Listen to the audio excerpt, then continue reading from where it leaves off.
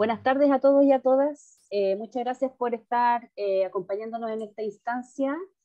Les comento que voy a comenzar a grabar este conversatorio y que también como los otros que han sido desarrollados, van a estar disponibles en el canal de YouTube, que luego Paulina les va a colocar allí en el chat para que ustedes puedan ingresar y puedan hacer un recorrido ahí por todos los conversatorios que hemos ido desarrollando como mesa.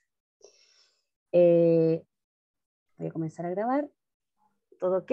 Doy la bienvenida entonces a la profesora Joana Camacho, que es quien nos va a acompañar hoy día, con el título de la exposición Género y Escuela, tensiones y desafíos desde el área de las ciencias naturales. Joana Camacho nació en Bogotá, Colombia. Ella es licenciada en Química, profesora de Química y magíster en Docencia de la Química en la Universidad Pedagógica Nacional de Colombia. En el año 2010 se graduó como doctora en Ciencias de la Educación de la Pontificia Universidad Católica de Chile. Desde el año 2011 es académica de la Facultad de Filosofía y Humanidades de la Universidad de Chile. Sus intereses de investigación se encuentran en el área de didáctica de las ciencias experimentales, especialmente la formación del profesorado, la relación ciencia-género en la educación científica y la enseñanza-aprendizaje de la química en el contexto escolar. En su quehacer profesional se relaciona el trabajo práctico del aula escolar con investigaciones basadas en la enseñanza de las ciencias y su experiencia en la formación inicial y continua de educadoras, profesoras y profesores de ciencia. Es autora de varios artículos científicos publicados en revistas indexadas internacionales. Ha dirigido varias tesis de pregrado y posgrado en el área de didáctica de las ciencias. También ha sido investigadora responsable de proyectos de investigación nacional Fondesit y de la Comunidad Europea. Ha participado como colaboradora en proyectos de Brasil, Colombia y Argentina. En la actualidad hace parte de la Cátedra Amanda Labarca de la Universidad de Chile y la Cátedra Regional UNESCO Mujer, Ciencia y Tecnología en América Latina. Le damos la bienvenida entonces a Joana Camacho. Vamos a escuchar muy atenta lo que nos tiene preparado para el día de hoy. Aproximadamente puede demorar 30 a 40 minutos. Luego de eso damos una ronda de preguntas y comentarios para que podamos interactuar con lo que ella nos viene a comentar hoy día. Profesora, ¿puede comenzar? Bueno, muy buenas tardes. Agradecerles la invitación para conversar en este grupo tan selecto de amigas que nos reencontramos de hace mucho tiempo, de colegas también.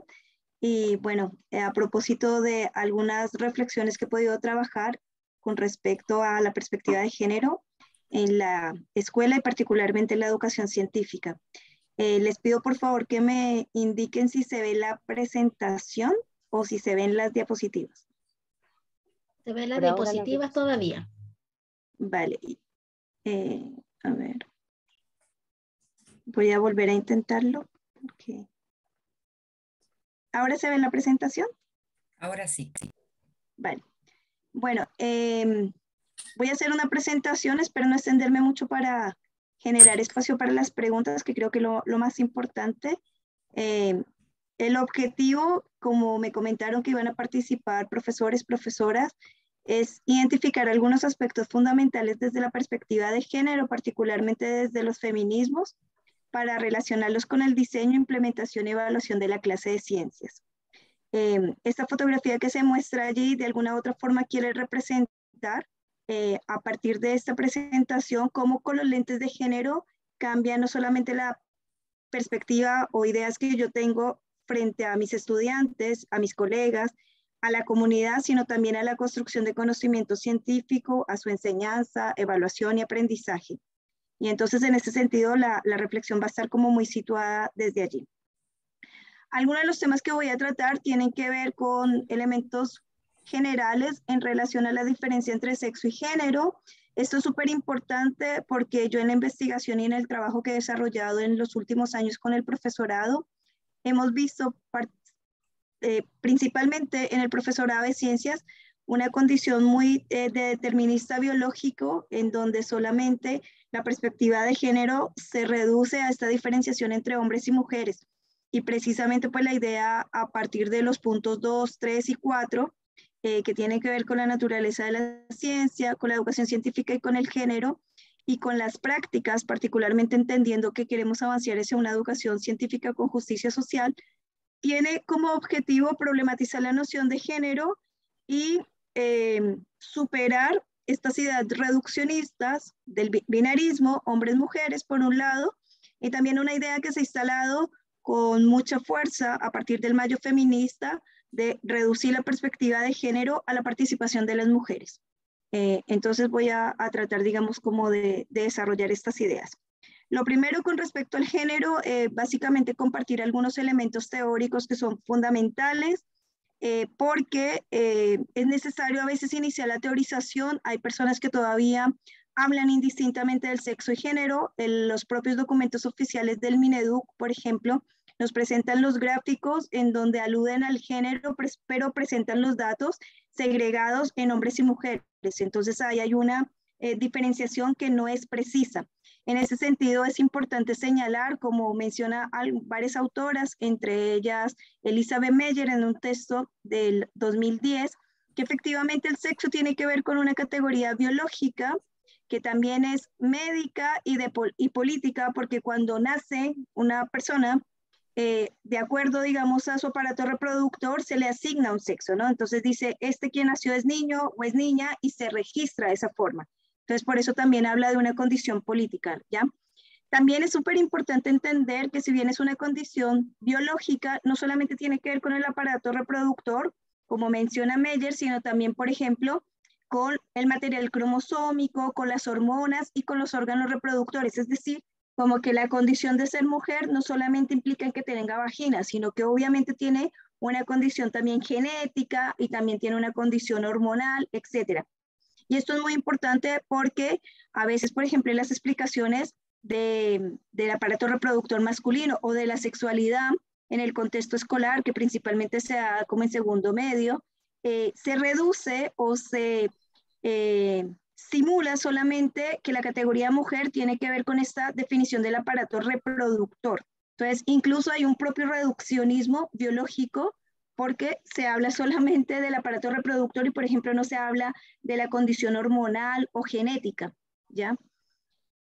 Por su lado, también entonces está esta dualidad que les mencionaba antes de usar indistintamente y en algunas situaciones el sexo y el género como sinónimo, y es súper claro desde hace ya 1955 que el género tiene que ver más con un rango de características sociales que se relacionan y que marcan nuestros cuerpos como digamos, como categorías que pertenecen a determinada comunidad o sociedad.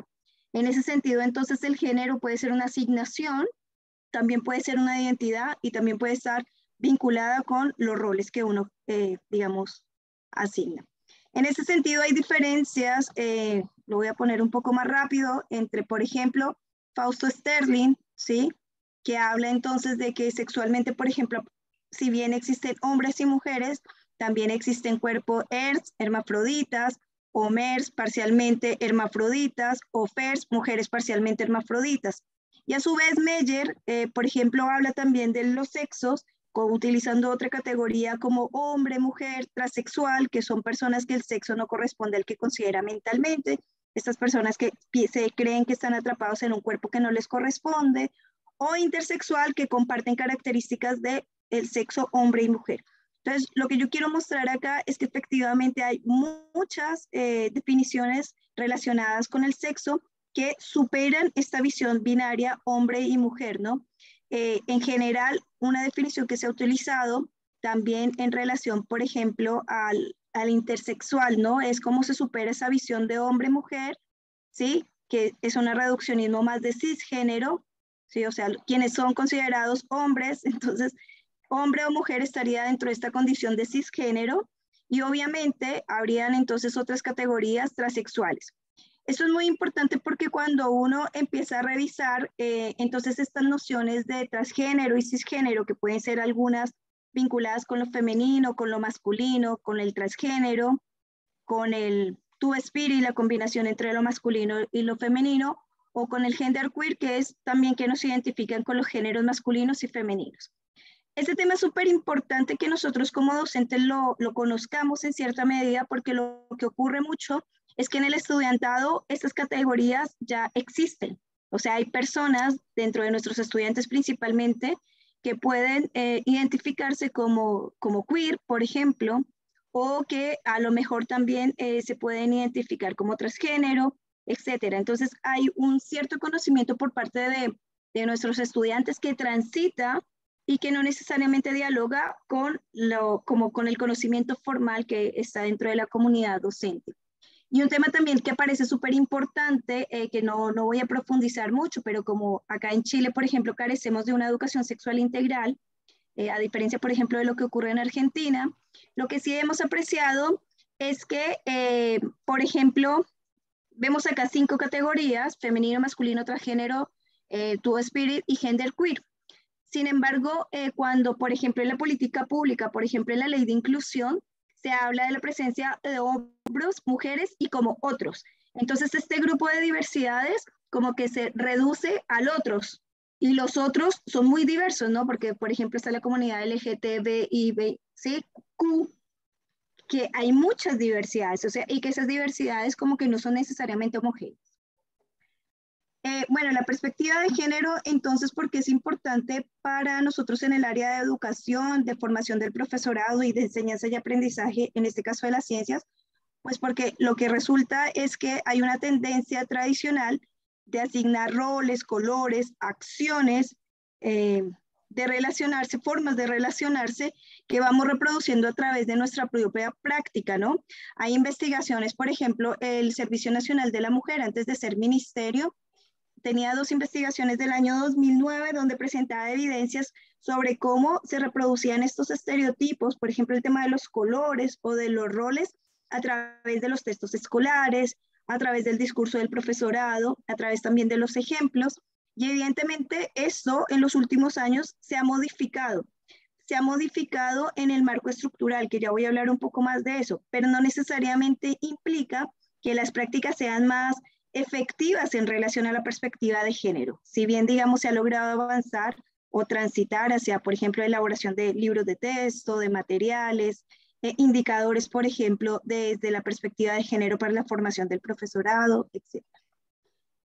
Entonces, claro, ¿qué es lo que tiene que ver eso? Tiene que ver como, por ejemplo, es una forma, es la más frecuente, por ejemplo, evidenciar cuál es la participación de hombres, mujeres, niños, niñas, chicos y chicas, ¿sí? Evidenciar, por ejemplo, cuáles son los roles y los oficios que se transmiten, que se trabajan a propósito de la enseñanza de nuestras disciplinas, cuál es el contexto en el cual, digamos, se trabaja, ¿no? Ocurre mucho, por ejemplo, en las clases de física, que cuando se habla de fuerza, se alude como a la fuerza esta del hombre que deforma materiales, o que cuando habla, por ejemplo, de movimiento aparece como el auto. Entonces, esos ejemplos, o el contexto de esos ejemplos, pues tienden a ser un poco estereotipados, ¿no? Y otras cosas que tienen que ver con las propias representaciones, creencias y experiencias. Yo, como lo mencionaba Soledad, he trabajado mucho con el profesorado y lo que nos hemos dado cuenta es que el profesorado tiene representaciones y creencias de lo que implica ser hombre o ser mujer y tener un desempeño o un aprendizaje en el área de ciencias. Por ejemplo, cuando afirma que los chicos son más concretos, que las niñas son más ordenadas.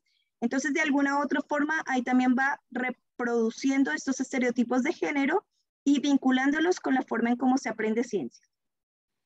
En ese sentido, bueno, esto lo voy a mostrar después más adelante, pero lo que quiero decir es que la perspectiva de género es un tránsito. Acá nos hablamos de blanco y negro, por eso esta flecha es como multicolorida, ¿sí? Y hay tendencias que son muy radicales, como la tendencia androcéntrica, que es la que queremos superar y la que se ha manifestado desde el año 2011, cuando se pedía una educación de calidad, y luego en el año 2018, cuando se habla de una educación no sexista, porque se reconoce que el único referente que tenemos es esta perspectiva masculina y androcéntrica, y que efectivamente queremos transitar, pero también hay una perspectiva radical que puede ser desde el propio feminismo radical. Entonces lo que tenemos que ver es cómo transitamos hacia una perspectiva de género sensible, que considera las diferencias de los géneros y que de alguna u otra forma los incluye dentro del proceso educativo, ¿ya?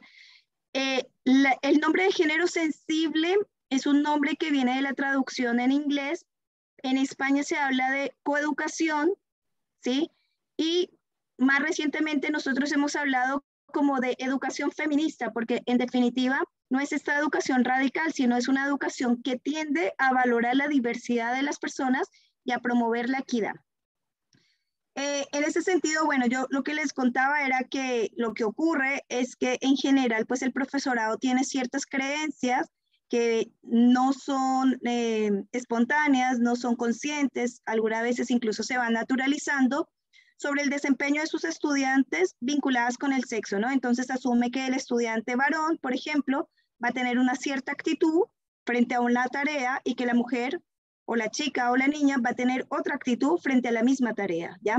Nos ocurre mucho, por ejemplo, en los libros de texto que aparecen las chicas, por ejemplo, todo el tiempo sonriendo, ¿sí? Como voy a ver el microscopio y como sonriendo. Entonces, claro, como uno que dice, bueno, es que puede estar disfrutando mucho de la actividad, pero no todo el tiempo la persona está sonriendo. Entonces, hay ciertas actitudes que digamos, se van reproduciendo.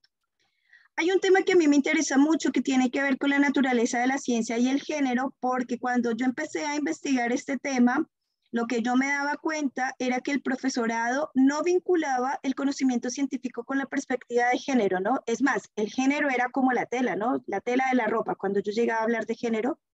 Y después me lo reducían a la educación sexual. Entonces me decían, no, sí enseñamos género porque enseñamos el aparato reproductor masculino y femenino. Pero luego, con el tiempo, lo que yo he venido investigando es que efectivamente el género tiene mucho vínculo con la naturaleza de la ciencia, es decir, cómo yo entiendo el conocimiento científico, ¿ya? Y en ese sentido, entonces acá hay un gran aporte de las teorías feministas que proveen evidencias, proveen información y argumentos sobre la necesidad de diversificar los mecanismos bajo los cuales se construye el conocimiento científico, los mecanismos bajo los cuales se divulga el conocimiento científico y también de alguna otra forma que visibiliza pues el trabajo de las mujeres y de las diversidades. Entonces, en ese sentido, los estudios sociales de la ciencia, los estudios de género y los estudios de educación y pedagogía han generado muchos aportes, no solamente en relación a una teoría crítica feminista de la ciencia, que tenemos principalmente los aportes de Evelyn Foss-Keller, de Sandra Harding y de Donna Haraway, que de alguna u otra forma cuestionan, ¿no?, esa propia forma de construcción del conocimiento científico, que iría en la misma línea de la portada del Nature que yo les muestro acá, que fue un monográfico que se publicó en el año 2013, en donde efectivamente se problematiza y se asegura que la ciencia es una actividad sexista, porque de alguna u otra manera va reproduciendo acciones que están sustentadas solamente por el conocimiento de hombres, pero que además va reproduciendo metodologías, formas de difundir y formas de enseñar que son características del androcéntrico, ¿no? Y es un androcentrismo que además es occidental, europeo y como el siglo XVIII, ¿no? No es cualquier tampoco androcentrismo. Y entonces, en ese sentido, lo importante de los feminismos y que a mí pues me ha dado mucho significado es comprender cómo y por qué se forman y perpetúan estas desigualdades y cómo lograr cambios a través de la reflexión de la práctica del conocimiento, de la praxis. Entonces, esto, por ejemplo, es un principio de los feminismos que para mí particularmente pues me dio mucho sentido, que trabajo en la educación y que formo, digamos, profesorado. Hay personas, no necesariamente en Chile ni en América Latina, pero sí hay personas que desde hace mucho tiempo han indagado, han investigado sobre cómo estos aportes desde la teoría crítica feminista de la ciencia se pueden incorporar entonces en la educación científica, y allí tenemos al menos a 3 autoras. Está Cines, está Catherine, que ella ha producido mucho material, ahora les voy a contar un poco más de lo que ella ha hecho, porque ha hecho cosas muy, muy interesantes, y está Anderson, que de alguna u otra forma ellas han propuesto modelos, ideas, en los cuales también yo he basado mi investigación. En ese sentido, una premisa para mí que es súper importante y que me he dado cuenta que es fundamental para poder hablar de perspectiva de género en la educación científica tiene que ver con resignificar la actividad científica y desenmarañar la tradición patriarcal. ¿Qué quiere decir esto? Pues que básicamente hay que entrar a discutir que la actividad científica ha tenido una tradición patriarcal porque solamente enseñamos conocimiento que ha sido producido por hombres, la ley de Boyle, la ley de Charles, la ley de Faraday, la ley de... ¿sí? conocemos muy poco sobre la producción de las mujeres, por un lado, pero además también los mecanismos con los que vamos trabajando son los que se instalan a través de eso, ¿no? De las formas de metodología. Entonces tiene que ver primero con una dimensión netamente epistemológica que yo creo que si bien tanto el currículum nacional como los estándares de formación para el profesorado ha tomado la naturaleza de la ciencia como una idea problematizadora, es importante no ser ingenuos y pensar que evidentemente esa visión tradicional, descontextualizada y neutra de la actividad científica, porque lo que nos ocurre mucho, tanto con estudiantes como con profesorado, es que se piensa que la ciencia es objetiva, que no tiene un contexto, que no tenga un propósito, que no tiene una vinculación política, social, económica, por ejemplo. Entonces creo que esa dimensión es súper importante cuestionar. Y otra cosa tiene que ver con lo metodológico, ¿no? Entender efectivamente que hay distintos mecanismos de producción, enseñanza, valoración y aplicación, y que este método científico que todavía se reproduce a través del discurso y de los libros de texto, es un método también, es un método de otros métodos que hay. Por ejemplo, en las investigaciones que se realizan, no sé, a nivel de fisicoquímica teórica, cuando se describen las moléculas, se identifican las propiedades de los materiales, efectivamente los átomos no los estamos viendo, sino que estamos modelizando, estamos recreando ideas sobre cómo son la realidad. Y una cosa también súper importante que para mí ha sido como el eje central de esta discusión, a propósito además de todo lo que ha pasado, del centenario de Paulo Freire, de los estallidos y los movimientos sociales que hemos tenido en Chile, de las elecciones presidenciales, es cuál es el papel del sujeto en la educación científica, ¿no? Cómo se posiciona frente a este conocimiento, si solamente es pasar la materia, como dice el profesorado, o si realmente estamos formando a ciudadanos y ciudadanas críticas que queremos que transformen nuestra sociedad. Entonces, ahí hay un tema que para mí es súper, súper importante. Este tema en general, como yo ya les he mencionado, se ha reducido más bien en la participación. Entonces vemos con mucha frecuencia cómo, por ejemplo, progresivamente los premios Nobel han aumentado. Y uno podría decir, bueno, sí, aunque el aumento no ha sido significativo, sí ha habido un aumento, porque, por ejemplo, de 1901 a 1920 pasaron de 4 mujeres a 28 mujeres en las últimas 2 décadas ganarse el premio Nobel. Y acá en Chile con los premios nacionales ha pasado algo similar, ¿no? Efectivamente contamos con una mujer expresidenta 2 veces, con 6 premios nacionales, y si ustedes se dan cuenta, efectivamente en los últimos años ha aumentado, digamos, de forma más visible la contribución de los premios nacionales de ciencias exactas, pero sin embargo, seguimos viendo que estos indicadores no penetran las prácticas docentes, no cambian las prácticas institucionales y solamente permiten dar cuenta de visibilizar y de aumentar la participación de la mujer, ¿ya? Lo que supone entonces, como dice una autora, Meyer también, pero hay otras, que esta es una respuesta un poco ingenua al problema de perspectiva de género, porque no se trata solamente de la coexistencia de hombres y mujeres en el mismo espacio, sino más bien se trata de cómo yo reconozco la diversidad, no solamente de hombres y mujeres, sino de géneros, y aprendo a trabajar con ella de tal forma que todas las personas se sientan convocadas, en este caso, pues con la educación científica. En particular, el punto 3, que tiene que ver con educación científica y género, lo que quería contarles es que acá hay un tema muy importante para mí, yo que trabajo en el área de didáctica. En general, el triángulo didáctico ha fluctuado entre los estudiantes, el profesorado y las ciencias. Y particularmente en la didáctica de las ciencias nos hemos centrado mucho en que esta interacción está más bien situada en el contenido científico, ¿ya? Entonces, la preocupación en didáctica de las ciencias es cómo enseño mejor las reacciones químicas, cómo resuelvo problemas, no sé, en física, pero este triángulo didáctico, pues obviamente está mediado por un contexto que cada vez es más complejo, que tiene que ver con una cultura, que tiene que ver con las instituciones, que tiene que ver con la sociedad, o sea, para muestra un botón todo lo que ha pasado en Chile, ¿no? O sea, especialmente en los últimos años, o sea, estamos hablando, porque efectivamente, por ejemplo, el Mayo Feminista movilizó la cultura, movilizó las instituciones. Recuerden que, por ejemplo, en las universidades empezaron a establecerse protocolos en relación al acoso sexual, al acoso laboral, y a su vez, por ejemplo, en los establecimientos escolares se empezaron a crear estas divisiones de género, ¿se acuerdan? Para poder, digamos, tratar el tema, porque nadie sabía cómo tratarlo, y poder, digamos, resolver y también anticiparse, por ejemplo, a estos casos de ciberbullying, de funas, etc. Entonces, acá hay un tema súper importante de cómo este triángulo didáctico hay que mediarlo o leerlo en función del contexto, ¿no? De las familias también, porque yo me encuentro mucho como con el profesorado señala como barrera a la familia, ¿no? O sea, ¿cómo yo le voy a hablar al estudiantado de esto si su familia tal?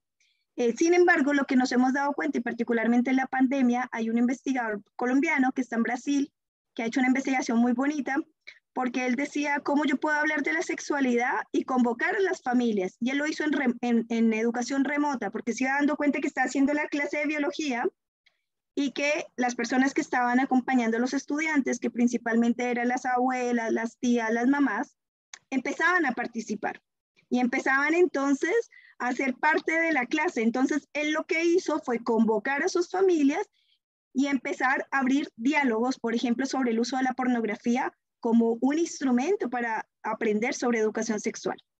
En ese sentido, también en Chile, por ejemplo, lo que ha ocurrido es que ha habido un gran avance en las políticas públicas. Uno puede estar más o menos de acuerdo, pero hay un escenario importante con algunos vacíos, pero dan el marco. Entonces, lo que falta es como esa bajada, ¿no?, de las políticas. Entonces, lo que quiero decir es que este triángulo didáctico, que es clásicamente hemos trabajado, pues ya nos va quedando un poco más pequeño, porque efectivamente los conocimientos que están transitando en el aula, pues ya no son solamente estos conocimientos como de la disciplina, sino que son conocimientos que también están mediados por lo que ocurre en el contexto. En ese sentido, estos temas de género se han reducido más bien a dos dimensiones, dos argumentos, ¿no? Lo primero que tenía que ver con estas dimensiones más bien biológicas, de decir, bueno, es que en realidad, y que esto me pasa mucho con el profesorado, los niños nacen así, las mujeres son así, o sea, como que son innatas, nacieron así, ¿ya? Y en ese sentido, como que yo no los puedo cambiar, porque nacieron así, el cerebro de los hombres es así, el de las mujeres tal. Entonces, ¿qué es lo que pasa? Que todavía hay como vestigios de esta visión determinista biológica que argumenta que existen diferencias innatas que se reproducen en el aula y que se justifican en la educación científica, ¿ya? Lo que yo les decía, como las mujeres son más ordenadas, son las que hacen el informe de laboratorio, como los hombres son más concretos, hacen los cálculos. Bueno, y ese tipo de estereotipos, ¿no? Cuando, por ejemplo, trabajamos actividades grupales, que vamos dando a asignación de roles y que de alguna u otra forma parece ser como muy natural, pero lo que ocurre es que no somos conscientes de que estamos reproduciendo estereotipos. En ese sentido, hay dos visiones de género que son la sexista, ¿sí?, que es como tener como referente lo que hace el hombre y como que todos vamos hacia allá, y la amigable, que es decir, bueno, en realidad lo que ocurre es que las chicas han estado en una situación de desventaja y por lo tanto hay que ayudarlas a que avancen, ¿vale? Y la otra perspectiva, pues que es en la que yo más he trabajado y también más creo, sobre todo porque trabajo en el área de educación, tiene que ver con la socialización. En tanto, es la interacción en el aula entre el docente, el contenido y los estudiantes, que está mediada por las características sociales en las personas. Y esto corresponde más a un modelo que tiene nombre de sensible. Por ejemplo, nos ha ocurrido en las clases de biología de segundo medio, tuve la oportunidad de dirigir una tesis y de dirigir otros trabajos, en donde vemos que el profesorado, por ejemplo, empieza a mezclar ideas sociales de lo que significa ser mujer con el funcionamiento de un cuerpo de una mujer. Cuando, por ejemplo, dice, la mujer tiene un útero y el útero tiene como función alojar la guagüita. ¿Sí? Entonces la pregunta es, ¿y si no quiere tener guagüita? ¿Cuál es la función entonces del útero? ¿Ya?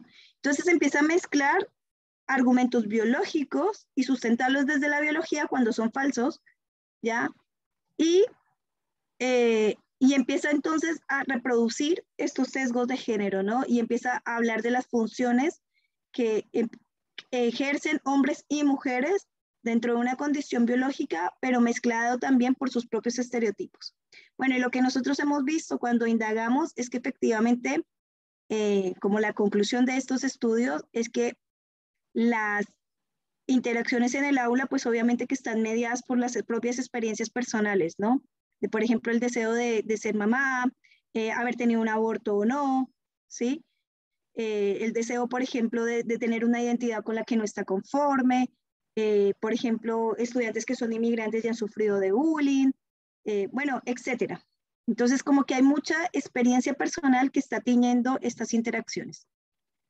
En ese sentido, bueno, este es un cuadro que a mí me parece bastante interesante y por eso lo presento, en donde reduce estos modelos de género, resume, perdón, estos modelos de género, básicamente en 4 perspectivas, ¿no? La sexista, que es la que nosotros podríamos decir es como la más radical, porque es la que dice que existen diferencias según el sexo, es como esta mirada blanco o negro, ¿sí? O es androcéntrica o es feminista, no hay otra opción. Hay otras perspectivas que dice, bueno, en realidad que esto es mucho del discurso del profesorado y que es un poco peligroso, porque enmascara el patriarcado, porque dice, bueno, acá los chicos y las chicas son iguales, tienen las mismas oportunidades, yo les hago las mismas preguntas, tienen acceso a la misma evaluación, todo es igual, ¿ya? Y entonces hablamos del feminismo, de la igualdad, y ojo, porque se habla de un género inclusivo, pero lo que nos ocurre con ese género inclusivo es que es neutral. Entonces, como todos somos iguales, pues no es necesario visibilizar el aporte, por ejemplo, de las mujeres o mostrar contribuciones de disidentes, porque es que todos somos iguales, es un poco el tema del mérito, ¿sí? No importa quién seas tú, si te esfuerzas más, vas igual a llegar a lograrlo. Entonces, enmascara el patriarcado, porque igual el referente del logro sigue siendo este androcentrismo. Hay otra posición que tiene que ver más, que yo creo que en esa es en la que mayoritariamente estamos, en reconocer que evidentemente hay diferencias y que estas diferencias son según el sexo. Entonces es cuando, por ejemplo, dicen, no, esa chica le va bien, pero se tiene que esforzar más. Ese chico es muy rápido, pero es desordenado, pero no importa por qué. Sí, entonces ahí está el feminismo de la diferencia.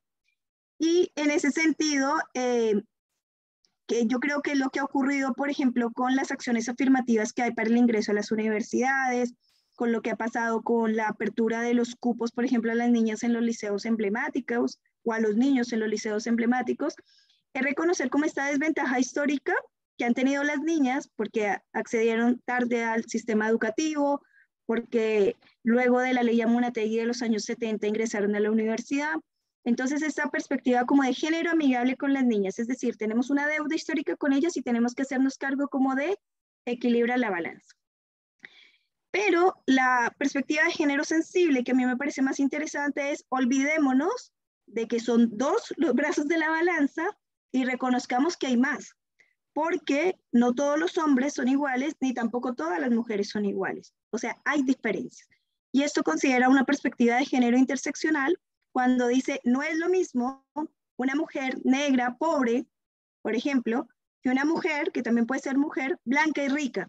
No es lo mismo, porque sus oportunidades, por ejemplo, de acceso, de formación, son distintas. Entonces, en este sentido, el feminismo postmoderno o el género sensible, evidentemente lo que hace es que reconoce esas diferencias y dice que es muy importante trabajar con las diversidades. Entonces, acá el género se puede cruzar con perspectivas, por ejemplo, raciales, ¿ya? Porque empieza a cruzarse, ¿no? Sociales, entonces es diferente y a valorar la diversidad. Entonces, acá a mí me parece muy bonito esta perspectiva porque además como que reconoce y valora a la persona como legítima, no como mujer o como hombre, ¿sí? Sino como Joana, por ejemplo. Bueno, ¿qué es lo que nos ha ocurrido? ¿Por qué traigo estas imágenes? Porque efectivamente lo que nos ha pasado, especialmente después del Mayo Feminista, es que la perspectiva de género se redujo a aumentemos la participación de las mujeres. Entonces ha empezado a haber una cantidad de iniciativas en donde efectivamente como que es que hayan más mujeres, más mujeres en ingeniería, más mujeres en las áreas STEAM, más mujeres científicas, más mujeres en los campamentos de ciencias, etcétera, etcétera, etcétera.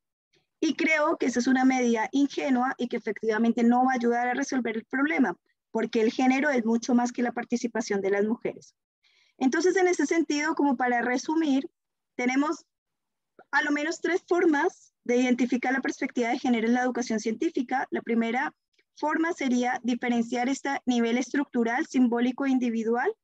El estructural tendría que ver con estas políticas que ya existen, que son decisiones a nivel macro.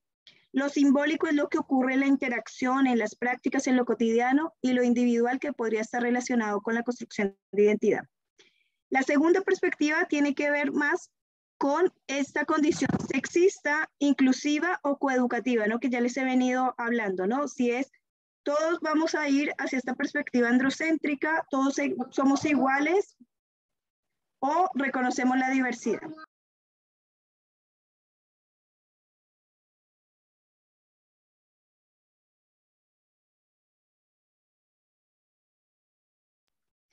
Y la última, que tiene que ser muy importante, o sea, que también es muy importante porque tiene que ver con lo que está pasando en los establecimientos escolares. Yo les voy a contar un poquito adelante, ¿no?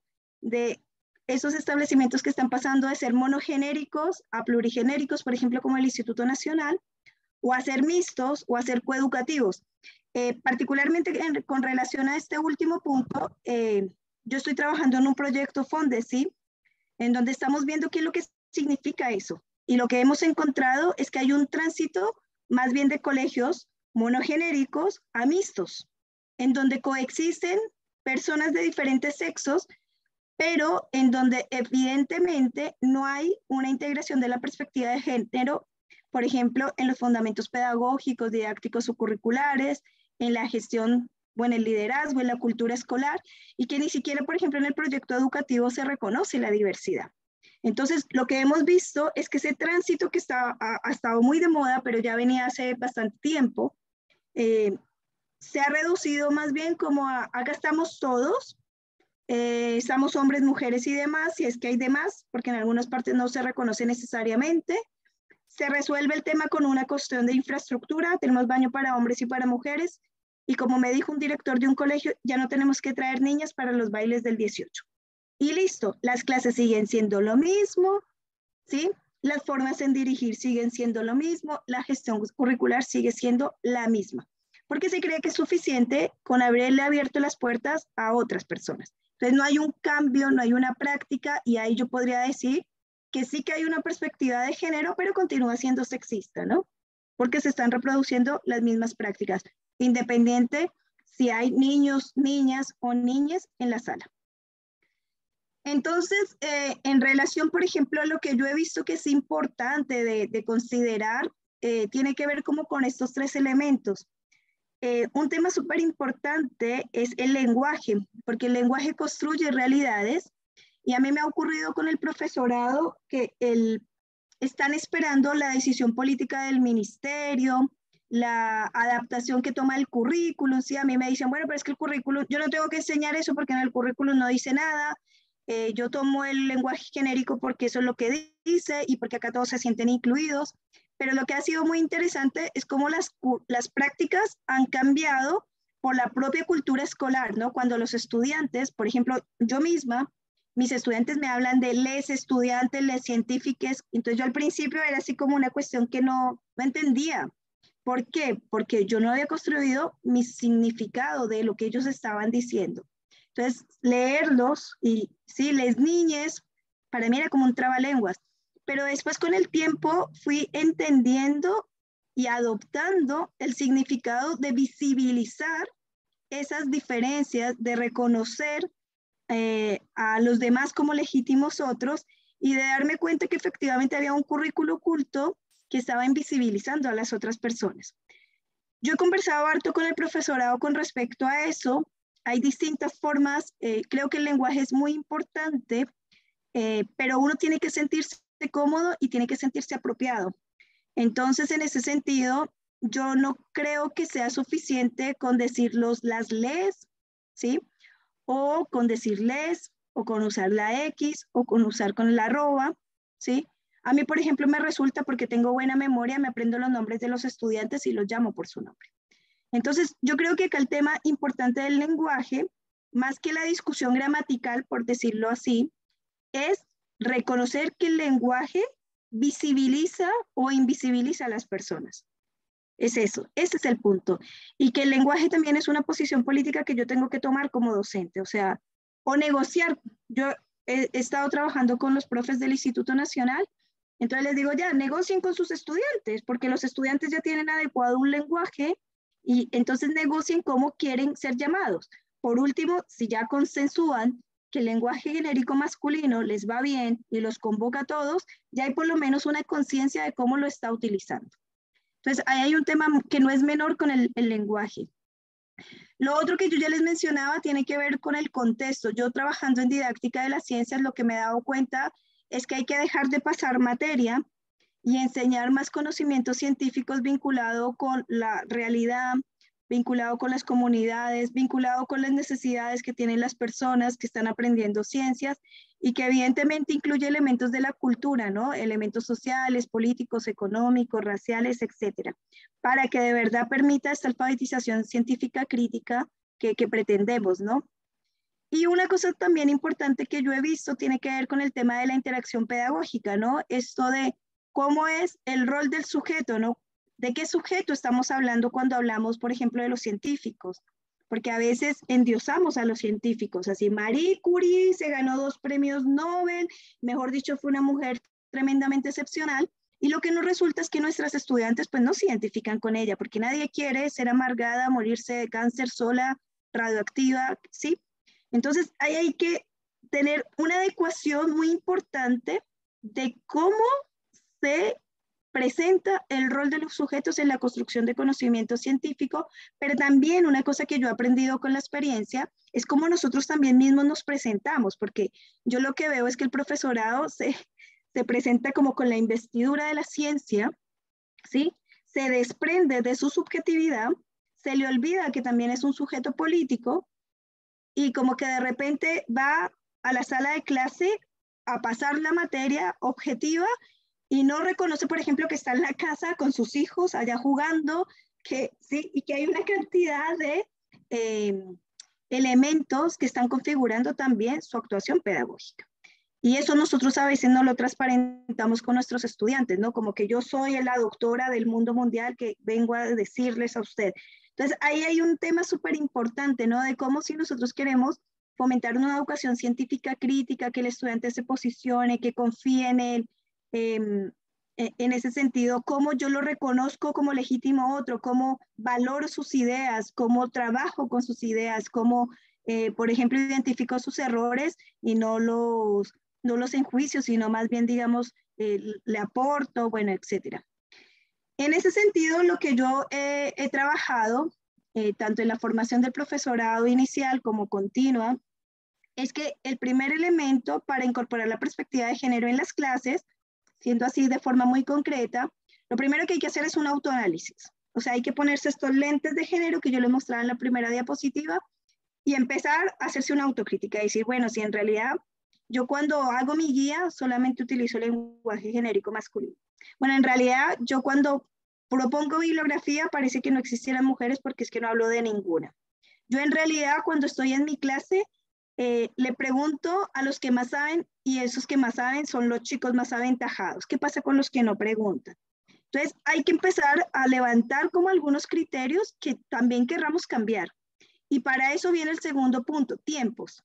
Esto es un cambio muy lento, pero es un cambio significativo. Acá a lo Fonsi y Daddy Yankee 2017, pasito a pasito, despacito. Vamos, pero van haciendo cambios significativos porque son cambios que se van instalando en la práctica y que van surgiendo efecto. Por ejemplo, el tema del lenguaje, el tema de los ejemplos, el tema de la disposición espacial, que es el tercer punto. Como yo, por ejemplo, cuando hago una clase, bueno, presencial o remota también, por ejemplo, conformo los grupos en Zoom. ¿Con qué criterio lo hago? ¿Dejo que ellos se organicen por afinidad o yo los empiezo a afinidad para que no sean siempre los mismos con los mismos, las mismas con las mismas? ¿Cómo yo voy determinando la asignación de los roles? ¿Sí? El tema del lenguaje que aparece de forma reiterativa porque, como ya lo he mencionado, es importante porque se construyen realidades.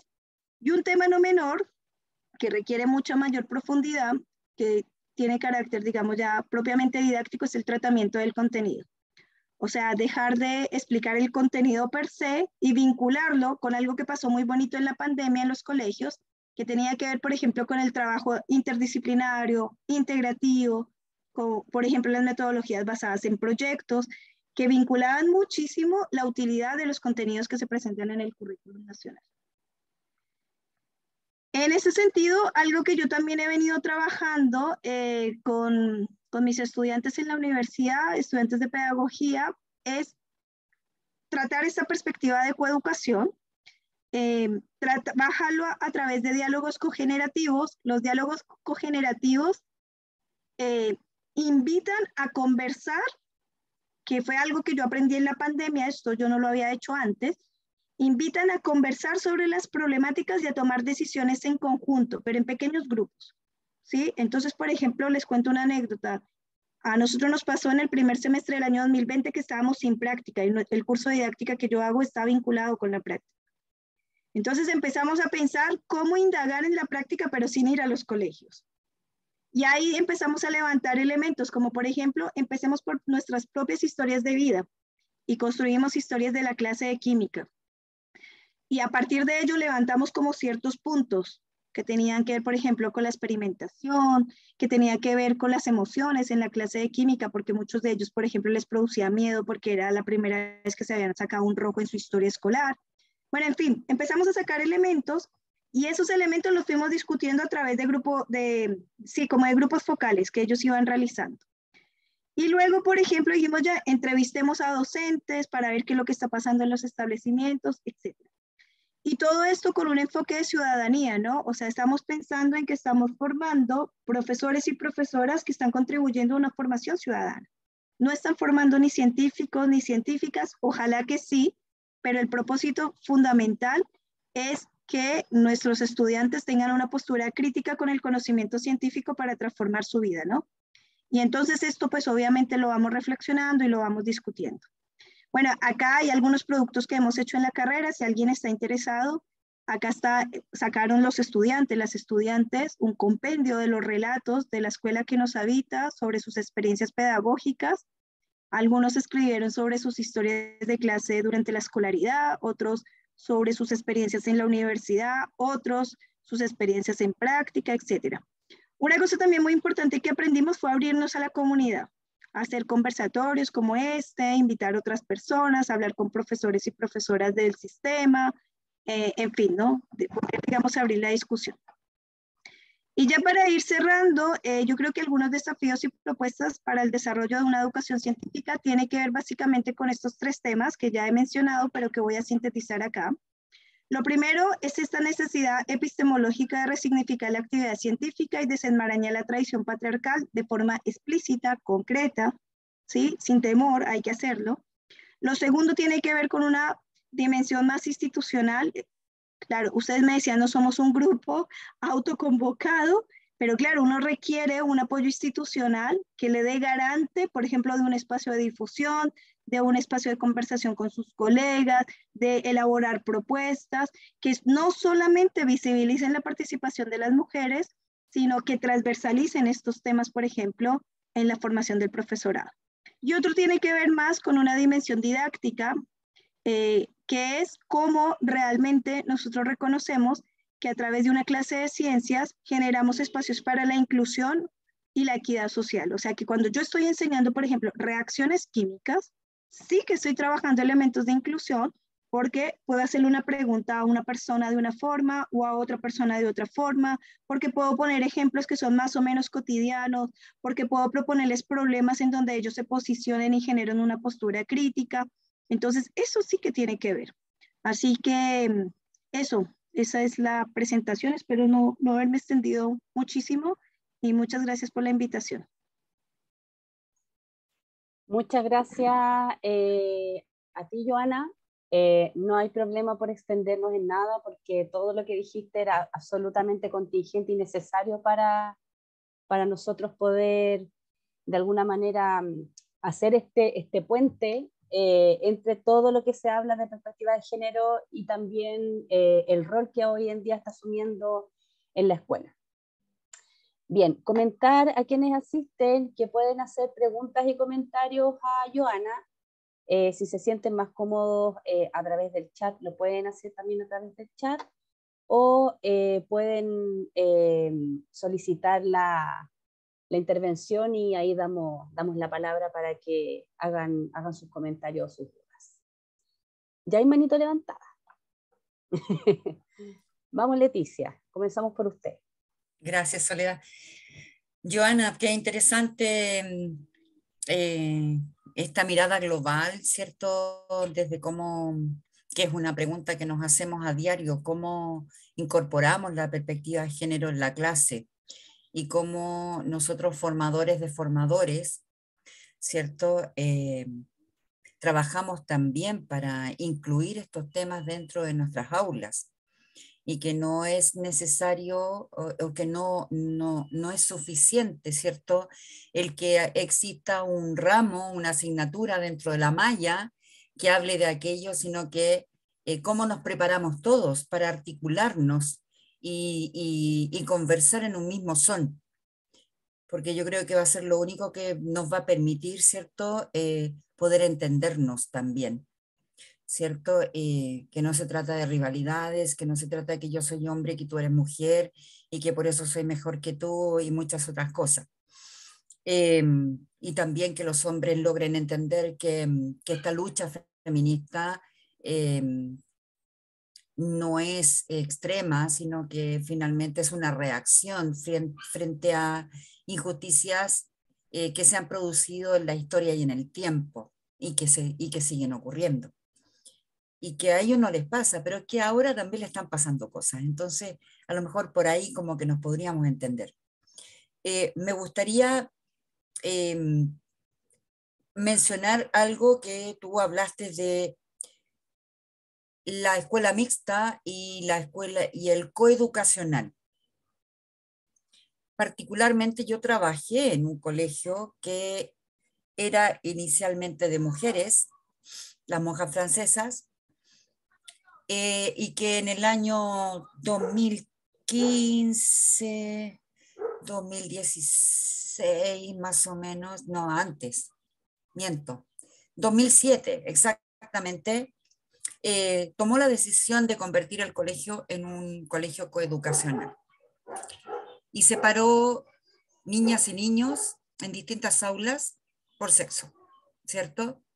Entonces, en primero básico, partieron desde primero básico y de ahí se fue construyendo el colegio que todavía creo que existe, coeducacional, y se fueron construyendo estas aulas masculinas y aulas femeninas. Y recuerdo que en el discurso, que también lo hice parte de mi discurso, los hombres son más rápidos, pero son más desordenados. Las mujeres son más tranquilas, pero son más disciplinadas. Los hombres aprenden más rápido, las mujeres aprenden más lento, pero ambos en estos distintos ritmos aprenden de igual manera, ni más ni menos. Este es el discurso que yo manejaba. Pero, sin embargo, noté que los hombres, ¿cierto?, los niños, en esta agilidad, ¿cierto?, que tienen, que se mueven más, que son muy inquietos y que llegaban sudorosos a la sala de clases y que se conectaban de manera distinta a las niñas, que se lavaban las manos y llegaban peinadas a la sala, era una construcción social, ¿cierto? Pero en estas aulas eso además se potenció. ¿Te fijas? Entonces, ¿hasta qué punto lo coeducacional es efectivo por sobre lo mixto? Tengo mis dudas. Y otra experiencia que tuve en una postulación que hice a la dirección de una escuela, me dijeron que la escuela era coeducacional. Y yo di mi perspectiva de lo que pensaba de lo coeducacional y me dijeron que no. Entonces, ya. por ahí va un poco mi inquietud. Súper, Leticia, muchas gracias por la pregunta porque creo que es súper importante lo que tú mencionaste. Mira, lo primero, efectivamente los colegios católicos fueron los que empezaron en Chile a tomar la decisión de transitar de monogenéricos a mixtos, voy a hablar. Lo segundo, o sea, claro, hay muchos colegios católicos, o sea, como que ahora ha sido noticia el Instituto Nacional, el Liceo 7, pero la segregación escolar es un tema que venía ya hace bastantes años y se prevé la desaparición de establecimientos monogenéricos, eso es lo que se estima. Una cosa súper importante con respecto a lo que tú dices, acá hay un tema importante de precisar, que la palabra coeducación en Chile se tradujo, se entendió como sinónimo de mixto. Entonces, efectivamente, el ejemplo que tú das es muy bueno. Hay muy poca gente que lo cree, pero es verdad que efectivamente son establecimientos que yo digo que son más mixtos que educativos, y ya te voy a dar mis argumentos, porque lo que hacen es que coexisten hombres y mujeres en el mismo espacio, pero en las clases de ciencias, de matemáticas y de lenguaje, o lo que tú dices, se separan. Cuando se separan, ocurre lo que tú mencionas, Leticia, que efectivamente se reafirman y se refuerzan estos estereotipos de género. Porque lo que ocurre, y acá hay una cosa muy importante que ocurre ahí, pero en general en todos los lados, es que como creen que las niñas aprenden de una forma y los niños aprenden de otro, el aprendizaje depende de ellos, pero no hay cambios en los procesos de enseñanza. ¿Qué quiero decir esto? Que la clase que se hace en el grupo A de niños es la misma clase que se hace en el grupo B de niños, a pesar de entender que aprenden distinto, pero como los que aprenden son ellos, ¿sí? Yo enseño y ellos aprenden o ellas aprenden. Entonces, ¿qué pasa? Que yo no hago modificaciones en mi proceso de enseñanza. Eso es lo que en general pasa. Por eso les digo que el modelo neutro o inclusivo es complejo, porque yo no cambio mi modelo de enseñanza. Yo hago la misma clase, ¿ya? Tradicionalmente la misma clase además, y ellos verán cómo aprenden, porque como que vienen configurados para aprender de una forma y no tomo decisiones sobre el cambio. Ahora, ¿por qué te digo que es problemática la palabra coeducación? Porque la palabra coeducación, cuando llegó acá en Chile, de hecho, se dice en la historia que la persona que adoptó ese concepto fue Amanda Labarca cuando instaló el Liceo Manuel de Salas, y que efectivamente lo que pensaba era un proyecto diverso, que era un proyecto, como yo lo denominaba, sensible, es decir, que reconoce la diversidad de las personas y trabaja con ellas, ¿sí? O sea, no está pensando en esta distinción hombres-mujeres, sino lo contrario, está pensando en erradicar las distinciones de género. Por ejemplo, en Cataluña, que se ha avanzado mucho y que se habla de coeducación, como que no hay diferencia según el género, porque reconoce que todos son distintos.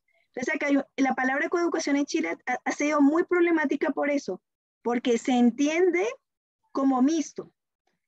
Y yo creo que es más apropiado, por eso yo utilizo más el término de género sensible, porque la palabra coeducación, como tú muy bien lo mencionas, como que en el contexto escolar está como entendido por la coexistencia de hombres y mujeres en el mismo espacio, pero la diferenciación en las áreas.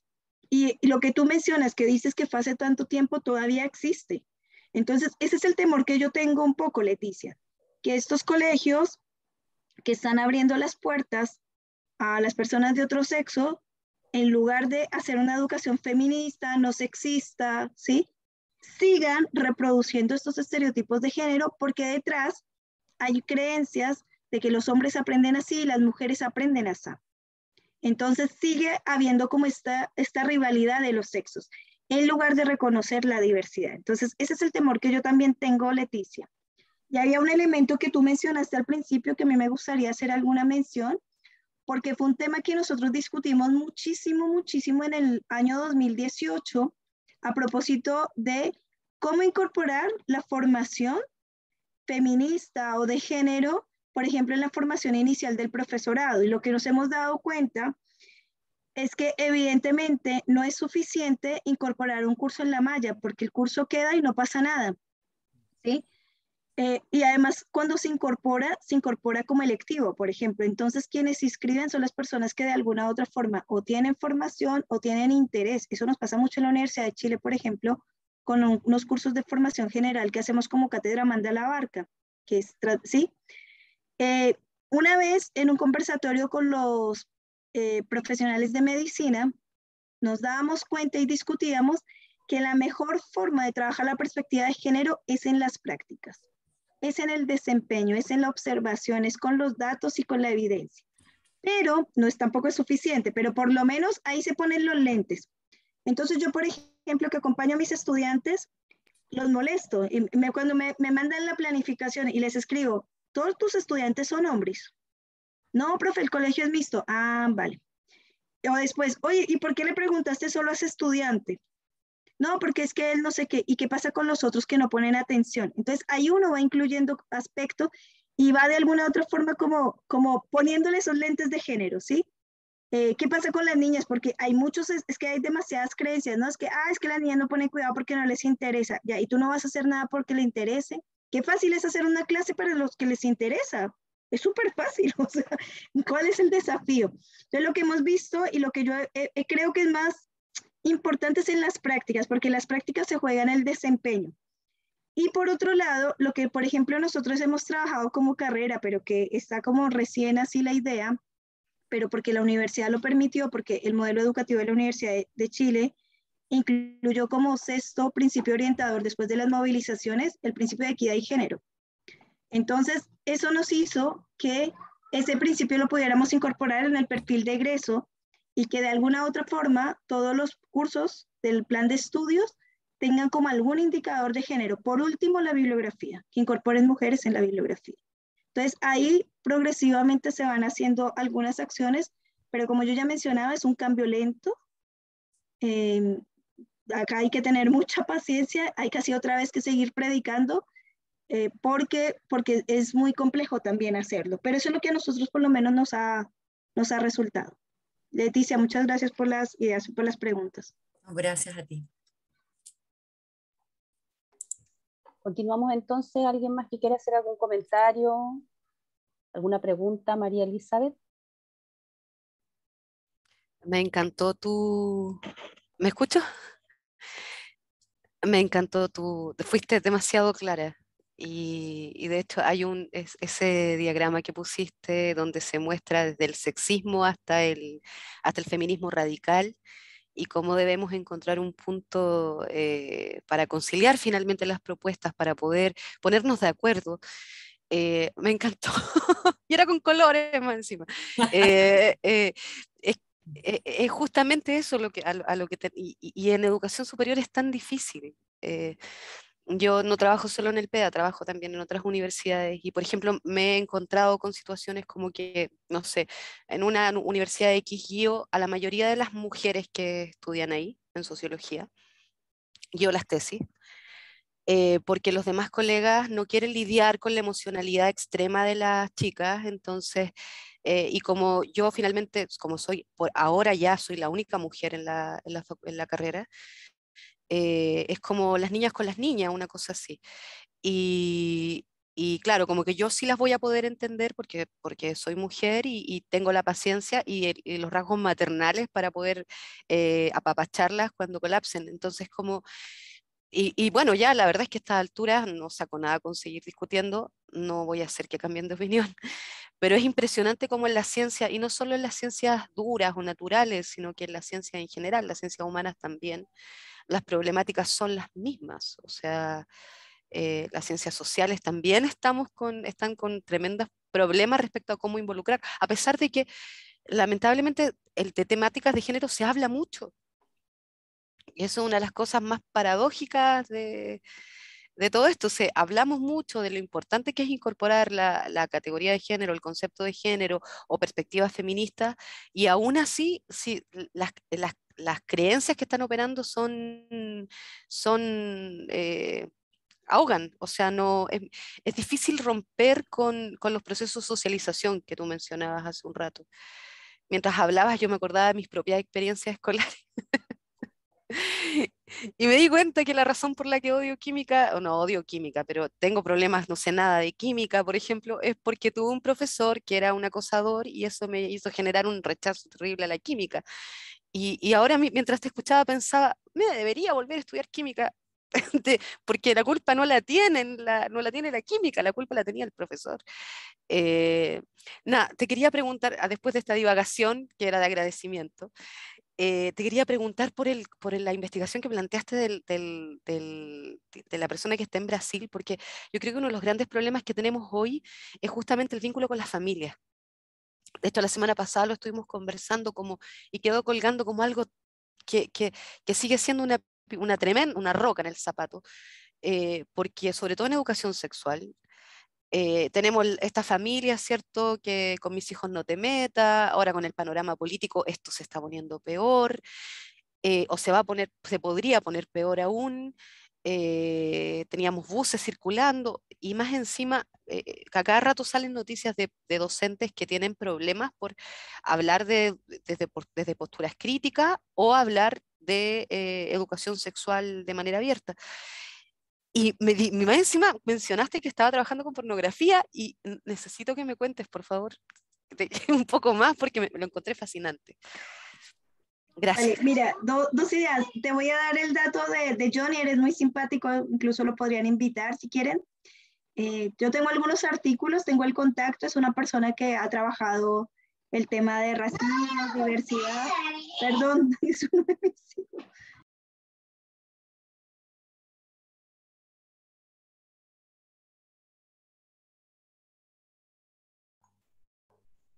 Se nos va el tiempo y yo estoy aquí llorando porque necesito Ya. hacer una pregunta. Vamos nomás, Johanna. Nos alargamos. Me pillaste. Pero les puedo dar el contacto para que lo ubiquen. Él tiene unos trabajos muy bonitos, por ejemplo, qué pasaría si los hombres menstruaran y son experiencias prácticas, entonces es bastante interesante. Lo otro que tú mencionas, Elizabeth, me parece súper importante el tema del role model, porque en un momento estuvo muy de moda esa idea de que como de que las mujeres con las mujeres, los hombres con los hombres. Y lo que se ha mostrado es que efectivamente, bueno, un poco Leticia ya lo mencionaba, ¿no? O sea, lo que hay evidencias es que eso no puede ser así porque la sociedad es diversa. Entonces, por ejemplo, hubo un momento muy fuerte del role model. De hecho, acá en Chile se estaba promoviendo bastante, ¿no? Como por ejemplo, como que las científicas senior hablaran con las científicas novatas motivaran a estudiantes. Entonces, detrás de eso hay como un role model de cómo las mujeres, pero eso yo no estoy de acuerdo porque seguir entendiendo que las mujeres son grupos homogéneos y lo que estamos diciendo efectivamente es que no es así, que hay que romper con ese binarismo y hay que abrirnos un poco más hacia la diversidad. Eso. El dato te lo puedo mandar, Elizabeth, por el chat. Muchas gracias, Johanna. Vamos con una pregunta interna de su hijo. Angélica, tú tienes otra pregunta, vamos a alcanzar, si vamos a ver si alcanzo a hacer la mía, pero vamos nomás con todo, Angélica. Sí, bueno, muchas gracias, Johanna, por la presentación, realmente muy clarificadora, muy de apoyo. En mi caso soy de la Oficina de Género y Sexualidades de la UMSE y acompañado este ciclo estoy muy contenta. Bueno, tú mencionas cómo han hecho ustedes la entrada para incorporar los temas de género en la ciencia, que yo creo que es un gran desafío, porque como tú dices, se ha puesto mucho el foco en la incorporación de mujeres y no en cómo se modifican las relaciones de género al interior de las comunidades científicas, tanto de quienes están haciendo ciencia, investigación, así como quienes están enseñando ciencia.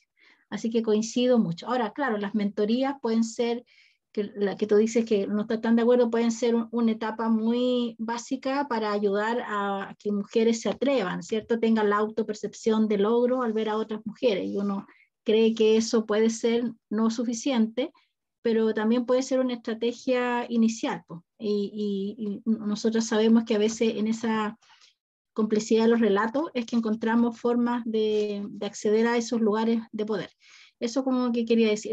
Entonces mi pregunta va desde lo que tú has podido observar en el trabajo que realizas en la Universidad de Chile, ¿cuáles son esos movimientos que hay que hacer en la formación inicial para que se muevan estas creencias y estereotipos, tanto como en quienes están haciendo la formación inicial, y se ha podido observar a través del tiempo si los estudiantes que llegan ya vienen con esas modificaciones también? Porque siempre se piensa en esa apuesta, pero cuando estuve en unos seminarios con José Olavarría, cuenta que no, digamos, que vienen con las mismas en lo que él encontró hace 20 años. Entonces es como bastante, bueno, falta mucho por hacer, pero quería preguntarte a ti, ¿qué es lo que tú has observado? Vale, con respecto al primer punto, yo estoy totalmente de acuerdo contigo que es una primera forma de visibilizar la diferencia y que hay que avanzar. Lo que creo que sí hay que cautelar a veces es que esos relatos conllevan como a un exitismo, porque es así como yo sí pude, yo me esforcé, a mí me fue bien, yo me gané la beca. Entonces creo que eso hay que cautelarlo, porque a veces caen como en ese exitismo, triunfalismo, como de que yo sí pude. Y claro, no necesariamente se trata como de mi esfuerzo personal, sino como las condiciones, la institucionalidad me permite acceder, ¿no? Que estaríamos hablando acá del concepto más bien de equidad. Con respecto al segundo punto, como los puntos importantes para la transformación, yo creo que tienen que ver con varias cosas. El primer punto, como les mencionaba, es institucional. O sea, yo creo que si esto no se propone desde la dirección de género, que ha elaborado una serie de políticas desde la incorporación del modelo educativo como principio, la equidad, el género y la inclusión, por ejemplo, esto nos da a nosotros como marco para poder movilizar, como yo les comentaba, por ejemplo, incorporarlo en el perfil de egreso, conversar a nuestros colegas de que esto es un tema importante, por ejemplo, cuando ellos trabajan en sus conocimientos disciplinares en biología, en química o en sus laboratorios. Y visibilizar, por ejemplo, que también es importante el aporte que puedan hacer estudiantes eh, que van a ser profesores y profesoras en el conocimiento científico y cómo los pueden incorporar, ¿no? Hay una cosa muy importante que pasó en la universidad o particularmente en mi carrera, es que hubo el movimiento del mayo feminista de alguna u otra forma sensibilizó la comunidad porque también señaló, voy a decirlo así, o sea, porque señaló de forma explícita, por ejemplo, las tallas que eran desubicadas, los comentarios sexistas. Entonces, en ese sentido, yo creo que el profesorado ha cautelado más sus intervenciones, ha sido más cauto, ha sido también más sensible con respecto a estos temas, ¿ya? Otro tema también importante es que como en nuestro caso en la carrera hace parte del perfil de egreso, está vinculado de forma transversal, por ejemplo, en las competencias. Pero vuelvo y menciono que lo que nos hemos dado cuenta es que la forma más importante de trabajarlo es a través de las prácticas y de los seminarios de título. Por ejemplo, yo dirijo seminarios de título en esta línea y los seminarios de título por definición tienen vínculo con las prácticas pedagógicas que ellos realizan, digamos, en determinados establecimientos. Hay otro punto también que a mí me parece importante, como tú señalas, como de a poco, ¿no? Porque algunos incorporan bibliografías, visibilizan, pusieron nombres de científicas en las salas, van avanzando, pero evidentemente yo creo que en un tiempo ya van habiendo otras formaciones y cambios más profundos. Y en relación al último elemento que tú mencionas, mira, a mí particularmente me pasó cuando yo empecé a investigar este tema ya hace casi más de 10 años atrás. Yo tenía la idea de que había una relación directa, así correlacional, positiva, con la edad, con el sexo, ¿sí? Y lo que me di cuenta es que no es así, ¿ya? O sea, no tiene que ver con que si es una mujer es más feminista, es más sensible, no. No tiene que ver tampoco con el tema de la edad, ¿no? Yo pensaba ahora, por ejemplo, pensábamos que la gente más joven, porque ha participado en estas movilizaciones, tiene más formación, etcétera. Pero lo que nos hemos dado cuenta es que es un discurso también superficial e ingenuo, porque se habla de educación no sexista, pero no está muy claro a qué se refiere eso, qué es lo que, ¿sí? ¿Qué es lo que significa realmente la educación no sexista?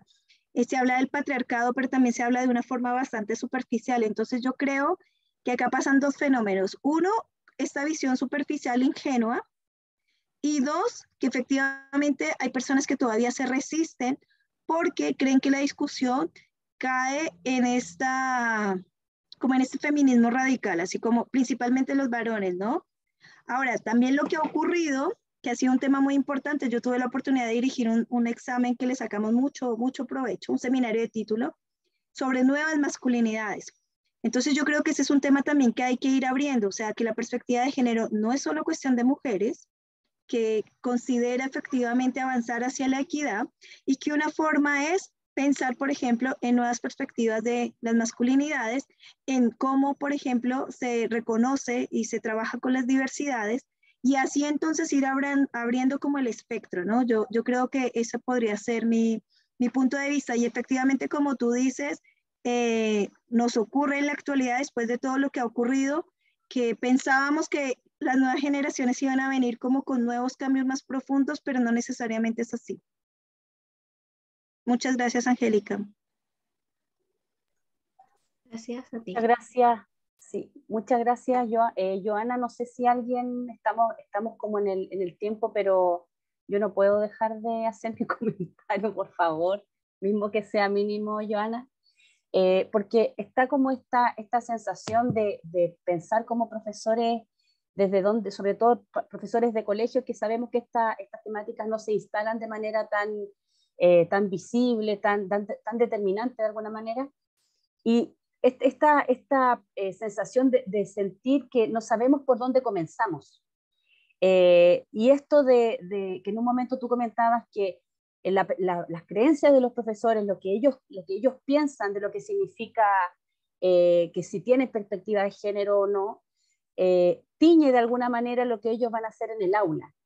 En ese sentido, yo siento que el aspecto autobiográfico es súper importante porque de alguna manera nos instala en una realidad y en un contexto que eran todos estos elementos importantes y trascendentales que van más allá de este triángulo didáctico y nos posicionan desde un rol, y un rol súper sincero, porque muchas veces hay posiciones que dicen, no, yo sé mucho de perspectiva de género y tengo una posición súper determinante en relación a eso. Hay personas que por otro lado se niegan, pero es muy poco probable las personas que se saben que me siento en una posición súper vulnerable, en el sentido de decir, siento que hay mucha información, manejo poco, ¿qué voy a hablar sobre el tema si manejo poco esto? Y tampoco he explorado de manera un poco más profunda mis vivencias. Entonces, ese aspecto autobiográfico que de alguna manera también me permite construir currículo, entendiendo que el currículo también se construye en la sala de clase, me permite decir, bueno, voy a instalar estas temáticas también desde mi perspectiva, desde mi historia, más de que desde mi perspectiva, aunque tienen relación, obviamente, y de esa manera yo construyo un currículum nuevo.